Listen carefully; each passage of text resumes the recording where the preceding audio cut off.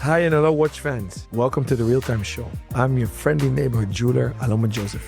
And this is kind of funny. It's a local party in Switzerland. Next to me is a fellow Flying Dutchman, Laurens de Rijke, of the namesake watch brand, De Rijke & Co. Good to see you, Laurens. Thank you. Thank you for having me. It's nice to see you here as well. Definitely. It's a nice venue. It's better than downstairs. I mean, here's the sun shining. Yeah, it's nice. So you are in the dungeons of Villa Sarrazin. Yeah, exactly. Yeah. But the coolest brands are actually down there. There are a few cool brands down there. Yeah. Is this the first time you're exhibiting at Time to Watches, Laurens? Yeah, this is the first time. It's actually only the second time that we're doing a show like this. So it's kind of new to me. First one was in New York, and now this one. So Wind Up? Yeah. More of a consumer-oriented event, I think. Yeah, that's where. This is totally different. I mean, I've spoken a lot of retailers, distributors. You name it. Big names from the industry. So it's different event, more network, but very interesting for sure. Yeah. So, mea culpa on my behalf. I've invited Laurens to come on the Real Time Show for a full-length 1-hour episode because it's actually an awesome journey he has made as an entrepreneur, watch designer, and even engineer. And today you also assemble watches. Yep. So autodidactic, very cool story, very modest guy, elegant guy. Thank you. I have some novelties in my hands, but maybe we need to do a quick elevator pitch for our listeners that don't know you, because the listeners of the Time to Watch this podcast might not know you either. No. It's a short story. 5 years ago, I launched a brand. I have a background as an industrial design engineer. So when I was graduating, I had the idea to develop a watch that I could rotate under an angle. So the dial shifts from the 12th position to the 2 o'clock position or the 3 o'clock position. So it's an angle of up to 90 degrees. It's very subtle. It's completely hidden. And that was one of the goals, to make it so subtle. So I wanted to make a watch that I could wear when I was riding my motorcycle or my old Vespa, and then I could still properly see the time with my hands on the steering wheel. And that was the first watch we launched, Amalfi series. And after that, business was difficult. I mean, if you're a new brand, people have to get to know you. So first years was very hard. Second year, I went back to work full-time as an engineer. And then after 2 years working as an engineer, I came up with the idea from Miffy. And I did the Miffy moon phase, and that was a huge hit. And most people know me from that one watch. And then most people knew me as the Miffy guy, and I didn't want to be only the Miffy guy. So we decided to go back to the driving theme, and we did that with a series of free watches, with enamel dials around the Amalfi Coast with the driving theme, with the air, land, and sea. And that's where we are now. Short story. Very good. Miffy is maybe the Dutch Disney bunny. You teamed up with our mutual friend Waco of Revolution. Yep. You did 2 limiteds with Miffy. Yep. What did that do to your brand? A lot, especially the first one. I still have here people or collectors coming to me, telling me that they had the first version and they really like it. And I've had many clients that bought a second and a third watch after that first one. So it's given quite a lot of recognition and, of course, also publicity. So, without that collaboration, I could not have done it full time as I'm doing now. So, I owe a lot to it. Yeah. Interesting to hear. So, in my hands, I have an amazing watch with a very high degree of enamel finishing. But not only that, because it's being done more and more, which I salute, but this is an actual painting done in glass. What enamel is painting with glass. Yeah, definitely. Tell us the concept behind it, the actual execution, and how it's performing. Yeah. So interestingly enough, 5 years ago when I really launched my brand, I approached a guy from the UK, Guy Allen, and I asked him, because I called my first watch the Amalfi series. It's called after the Amalfi Coast in Italy. Most people will know it. And I needed some illustrations to back up this story and to give more of the romantic feel that I was going after. And I found an illustrator from the UK, Guy Allen, who I thought is very talented, and I thought he's the man who could do this kind of illustrations. And he appeared to be a super nice guy, super friendly, and he actually did the first illustrations for free. And since this 5 years ago, we've been in touch, and he's been incredibly helpful. So we've stayed in touch. And like I said, after the Miffy, I wanted to do something back with the driving theme again. So one of the obvious things for me was to get in touch with Guy, and because he's also very creative, and I asked him, so what can we do together? Because I think we are two creative minds, and if we come together, maybe we can do something really nice. And it's been quite a long creative process, but in the end, at one point I had the idea that I thought if we can take these enamel dials that Patek Philippe has done in the past with the racing themes, but if we can sort of translate this to a more modern time, and I thought the guy has the talent to do that, and it took him a while to understand exactly what I meant, or to how do you say? Well, ja. Zeg maar in het Nederlands. Ja, ik ben het even kwijt hoe dat het balletje viel, zeg maar, een kwartje viel. Yeah, so it all fell into place. Yeah. So at one point, and then he came up with 3 iterations. He first had the car, and then he said, yeah, but we can also do the plane, and we can do a boat, and then we have all the theme around Amalfi, and then we have the Amalfi land, sea, and air. And I thought, okay, that's a super nice idea. And he drew the other ones, and I was immediately blown away. But then there came a difficulty to find an enameling artist or an enamel dial supplier. We spoke with a really famous one here in Switzerland, Donze, or Donze, I'm not sure how you pronounce it, but and then you get ridiculous prices, or I mean fair prices, but too expensive for the watch, the prices we are in. And then we spoke with other suppliers, and we did different trials. But what we found out is that every enameling artist has his own preference in colors, preference in working.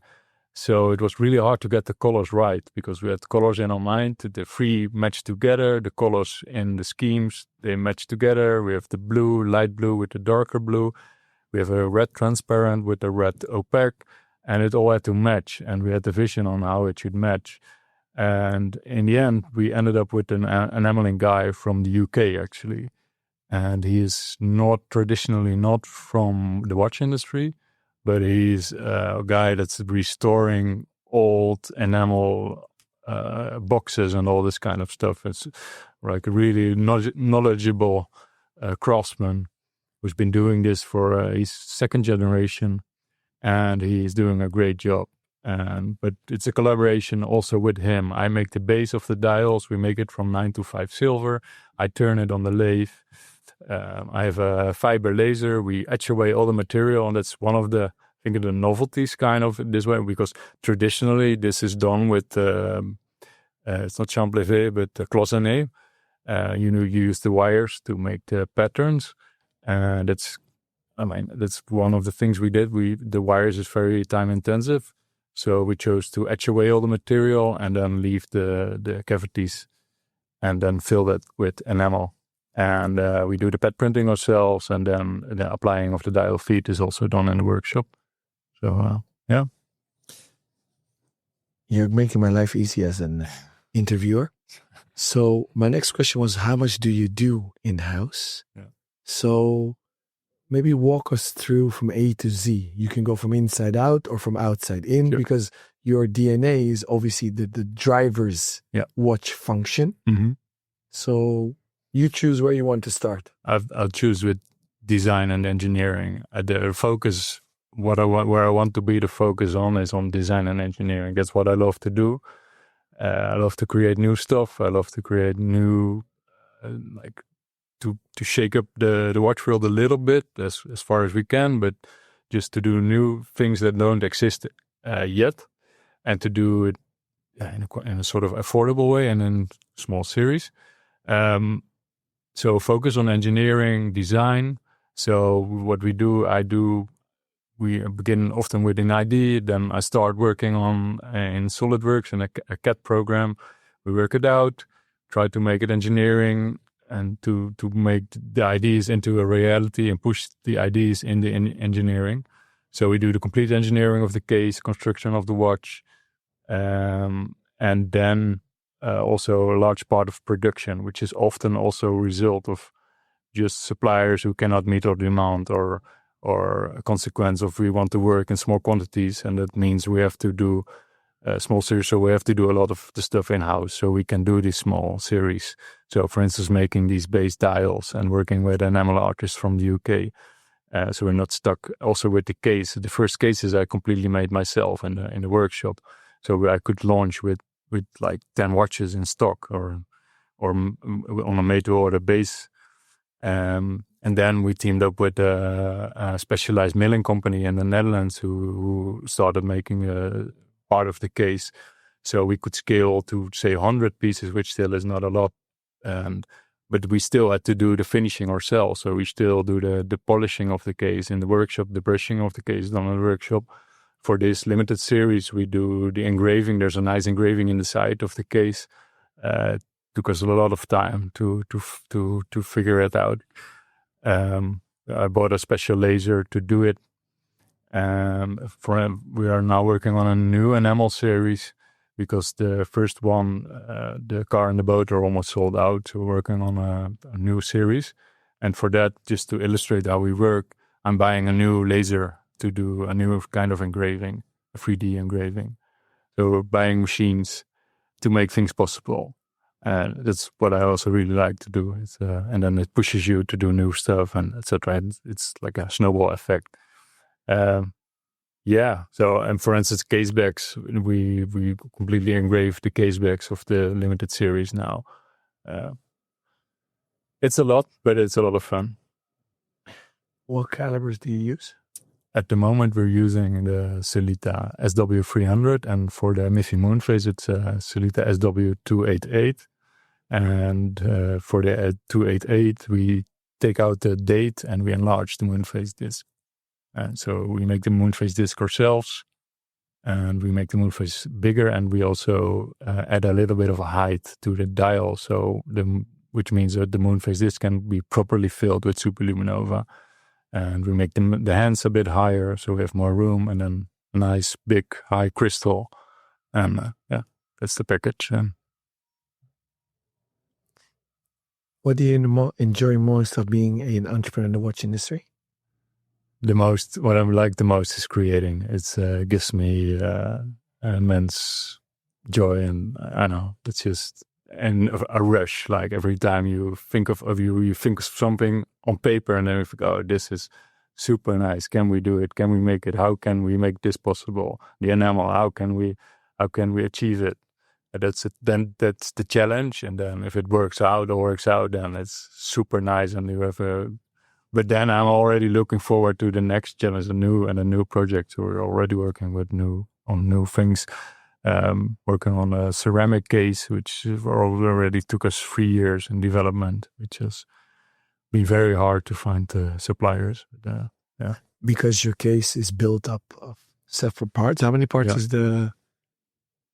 Basically, it's It's two parts basically. We have the main case, which uses all the critical components, and then we have the case that has the lugs, so that holds the strap, and that's a separate component. But they are crucial, and there are tight tolerances within these two, because we need the movement, but we don't want too much free play, so you can feel it. So it's a tight interaction between these two. So it's a critical component, more critical than the usual watch case, which makes it extra difficult, especially in ceramic. It is already hard to develop a ceramic, especially in the numbers we work. I mean, the ceramic case, we probably do 100 pieces a year. So we're ordering 150 cases. The Swiss and German pride themselves in their engineering, but the Dutch are good too. Just listen to this. And this is the driver's watch going up and down. Solid, well done. Laurens, I'm a big fan. Thank you. I know you're very busy here. I want to thank you for coming into the Glass Igloo to sit down with me. Thank you very much. We're going to record soon, I promise, to our dear listeners. Where should we direct them if they're not in Switzerland and they can't come to Time to Watches? Where can they find the Rijke & Co. watches? It's at the moment still mostly online. So on Instagram at the Rijke & Co. On our website, rijkeandco.com. That being said, we are slowly making our way into selling through retailers. I know we have been discussing with you, and I think we should discuss a bit more. So hope maybe soon in Amsterdam as well. Outside of the igloo, Rob finally came back with a beautiful lady. I'm doing the hard work here. We have a speaker outside so they can actually hear me since today. Thank you, Rob, for letting me sit here alone, and you're having fun. But we have the king of retail in North America standing next to Rob. I just spoke with him yesterday. Dude, come in. Jonathan Seidel of Seidel from Chi-Town. Buddy, what's up? I'm opening that mic for you. Are you going to retail the Rijke & Co? Happily. Okay. Laurens, on this podcast in the Igloo, you got two retailers. Yeah, super nice. John. Nice to see you again. Good to see you again. So, buddy. Thanks for having me in the Igloo. I'm honored that you... So great you're not sweating in here. Well, I took off my jacket, my tie. I'm about to do the same. Jonathan. Sorry to interrupt. No, fine, yeah. Nope. Jonathan just came from Palexpo next door with a Gruber 4C. They're not there. Bag. They're not there. They're at La Rive. La Reserve. La Reserve, sorry. I'm thinking of the Riva boats on the dials of the Rijke & Co. watches. Jonathan. Yes, sir. You are a connoisseur, you're a collector yourself. You guys are family-owned, family-run, many generations, retailers, make your own jewelry. You design, you manufacture. You guys, you specifically love the Dutchies. You rep Groeneveld. What do you love so much about Dutch watches, dude? I don't know. I think it's the vibe of the manufacturers, the people. You know, we don't have as good of a drinking habit, but we can keep up. You know, if you've come to Chicago at the right time of the year where they dye the river green, you know, it's a little different part of the world, but we can hold our own. And, you know, to me, the business is about the people as much as it is the product. I love dealing with, you know, people I enjoy working with. I don't know, the language of the watches too, I think really resonates with me. And the passion behind the guys, you know, making it just seems to land in that part of the world. How are you going to position the Rijke within your portfolio into your collecting community? How are you presenting this? And what kind of collector picks this up? I think his story is his biggest differentiator in addition to the cloisonné element. It's a very forward-thinking, you know, utilization of that. I think we have plenty of enthusiasts of both the craft within the watchmaking realm and also the imagery. maybe with the exception of Miffy. We gotta, tell the story of Miffy a little bit. I gotta, Amazon me some Miffy stories. But, 'cause I don't think the American culture knows that so much. Yeah. But the imagery itself is, captivating. And I didn't know about it, kind of coming into it. But now I do. And even the story how he got. Funny that I've collectors from the USA who bought the Miffy watch, or a few. And they told me, yeah, I became a Miffy collector because of your watch. There you go. So It's the other way around. So De Bruin should pay you, and not vice versa. You a license fee. Yeah, John, we need to coach Lawrence a bit. Well, I think that's how he got the license. He was very genuine about it. He said it was a difficult license, and he had heard stories of people that, weren't able to obtain the license. And licensing is a challenge. And it's not often the artist that owns the license. It's the family. It's it's the protection of that. So, Lawrence, can we discuss this on air, that there is a quota on what you can use, isn't it? It's not like Marvel or Disney that do collabs with whomever, Timex, Jacob & Co. I think they're so busy there, but only saying yes or no. So, I mean, there's so much coming to them. They just have to make a collection, or they have to make a selection of people they want to work with. It's as simple as that. They don't do anything themselves apart from publishing books, and all the rest is licensing deals. So it's the way they make a living, and and they do it very seriously. They do a lot of lawsuits with people who do it illegally, and they're really protective. Everything I do, they have to know about. I made the display for here, and they have to know. They want to see the total product, and then they have to approve it, and then I can use it. So it's really strict. And I've heard stories from the people. It's true what they said. Sorry. That, I mean, some people ask me, how did you do it? And I don't know. It was just my story, and they like it, and that's it. But it was quite difficult to work with them, to be honest, because they're so strict. Would you do another license with any other?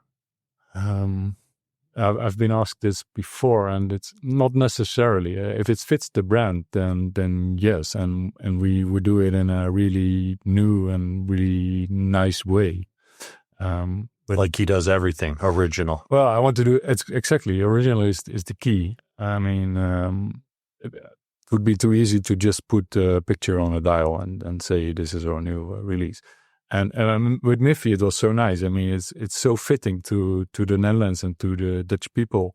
And then the way the way we did it, not to put, give myself a clap on the Perhaps on the shoulders. But I mean, it was a coincidence. Miffy, there's a picture of Miffy on the moon, so putting her in a moon phase was like 1 on 1 is 2. And it was super nice. And then I thought, okay, we have to do it very good. So we have to do her 3D, and we have to do her with Superluminova. So she's also, I mean, it was some coincidence, but I mean, it all fit in the end. And if we do another license, it has to fit. It has to be original in some kind of way, and preferably it has to fit the brand. And that's what Miffy was. Chicago license. Red Sox, Cubs, Bulls. Thank you so much, gentlemen. This was awesome. Thank you. And I'm quite sure I'll see the both of you Thanks for having me. very soon. Thank you very much. Thank you. I had the honor to have a little Dutch party with Lawrence de Rijke. Great guy, elegant guy, modest guy. I am a big fan. I think it's super cool that a Dutch guy, a Dutch brand, brought Miffy to the watch world, because it's the Dutch Rayumon or Hello Kitty of the Netherlands. All the Dutch kids grew up with Miffy Nijntje in Dutch. So did I, and so do my kids still today. Dick Bruna, the designer, passed, but the family foundation is very strict in what is possible, what isn't. There is actually an actual Miffy museum in Utrecht, and they gave a strict quota to Lawrence how many watches he can make. If I remember correctly, he has one more go to make a series of Miffy watches that I think are coming in 2025. He did not have them at the show. What he did have presents were 3 stunning pieces with enamel dials where he teamed up with an English graphic designer, and they made 3 themes to stay in the Lake Como vibes of Breva. So a beautiful boat, plane, and I believe train. Car, of course. Well done, Rob. You weren't there, and you still know. Well, I saw the watches because I was helping out with Dennison in the mornings, as you know, downstairs in the Villa House and right next to De Rijke. Is it De Rijke? I always say it wrong. De Rijke. I think you gave him a great introduction there. He's extremely elegant. He's been around for quite some time now, hasn't he? Like, his original concept was the driving watch, really, with the rotating dial. Do the dials still rotate?